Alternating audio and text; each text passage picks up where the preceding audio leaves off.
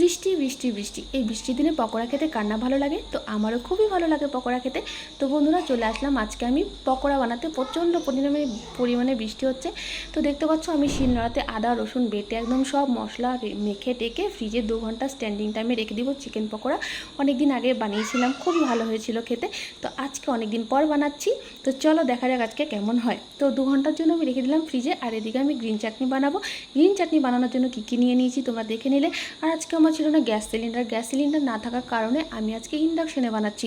তো ইন্ডাকশানেও এতটা আমার কপাল খারাপ যে কারেন্টটাও চলে গেছে। পকোড়াগুলো জাস্ট আধা কাঁচা হয়েছে, তার মধ্যে কারেন্ট চলে গেছে।